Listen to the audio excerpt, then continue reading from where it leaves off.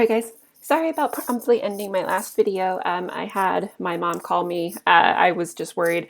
My grandpa has been diagnosed as potentially having pneumonia, and he's at a nursing home. And so I was worried it was an update for her, from her. So sounds like everything's fine. She's going to visit my grandma today, and she's going to go check on my grandpa too. So what we're going to do is we're actually going to finish off the play. We're going to head into scene 4.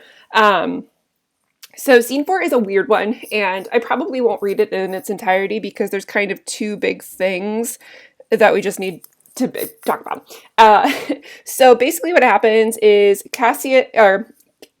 Brutus decides to split apart from Cato and Lucilius because they're going to try and fool Antony's side. And so Cato literally runs out and is like, "I'm Brutus. I am the Brutus. Take me, kill me, I am Brutus." And so the soldiers totally fought for it, and they straight up kidnap him, take him to Antony, and they're like, "Hey, we got you, Brutus." And Antony's like, "That ain't Brutus."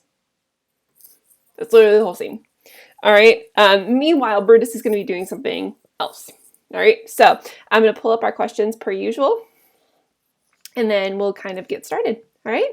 So, all right. So, like I said, they take Brutus prisoner. Antony's all like, "They got the wrong dude." So while they're kind of distracting Antony, Brutus is doing this next part. So he says, Scene 5 says, "Enter Brutus, Dardanius, Cletus, Strato, and Voluminus." And Brutus says, "Come, poor remains of friends, rest on this rock." And he sits down. And Cletus says, "Statuus showed the torchlight, but my lord, he came not back. He is taken or slain." All right, so he's like, one of their soldiers has been kidnapped.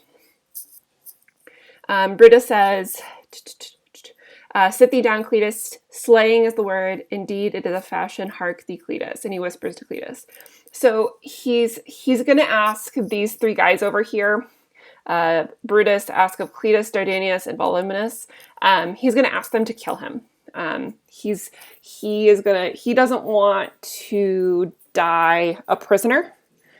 He wants to die on his own terms. And so Brutus is going to kill himself, or he's going to ask others to kill him.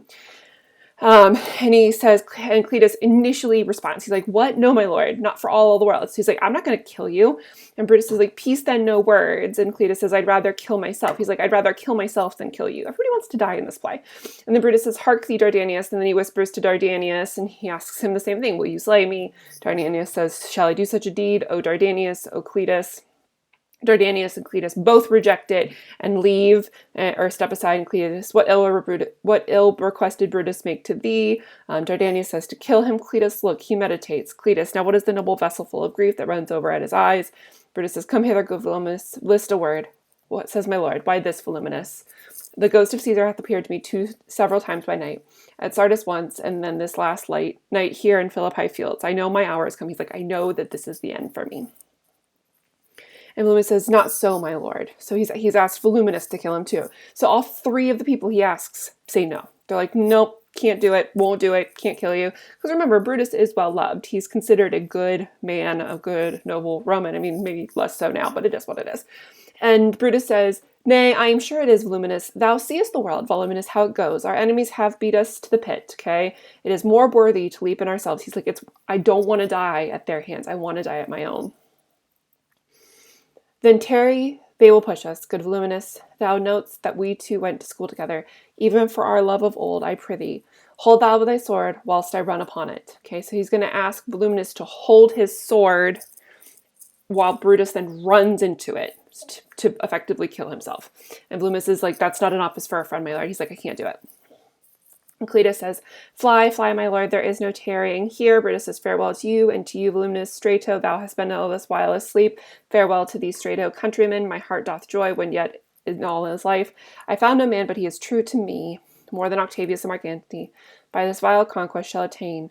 So fare you well at once, for Brutus's tongue hath almost ended his life's history. Night hangs upon my eyes, my bones would rest. They have but labored to attain this hour. Alarm, cry within, fly, fly, fly. Fly, my lord, fly. Hence, I will follow. All but Brutus and Strato are left.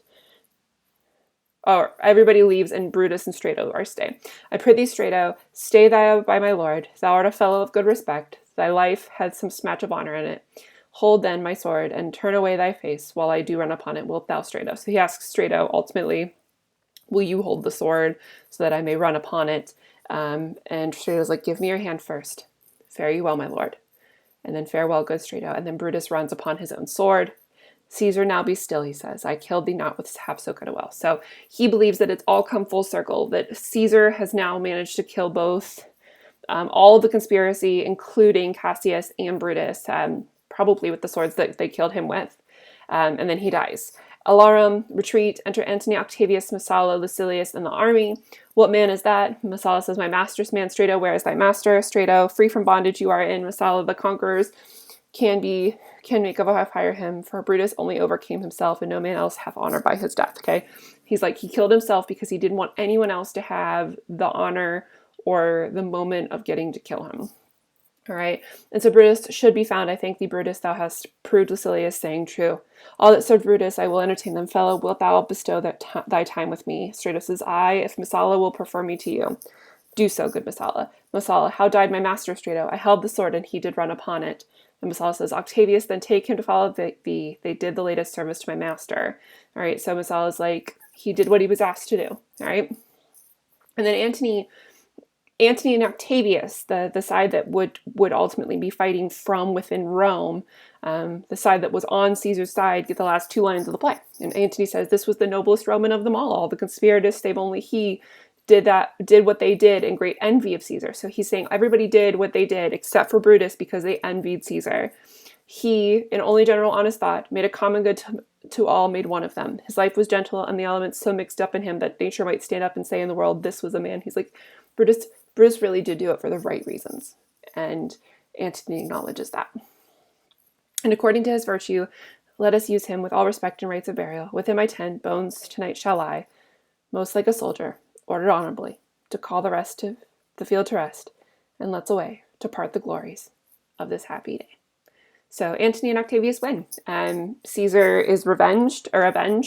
Brutus and Cassius die.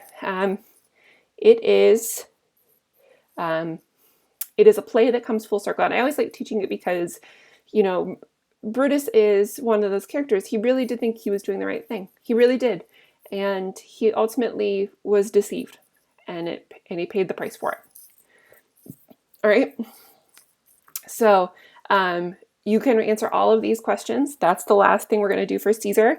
Make sure you get your questions turned in by Saturday. And then you guys enjoy your week off. And I will see you on the 14th. Have a great day. Bye-bye.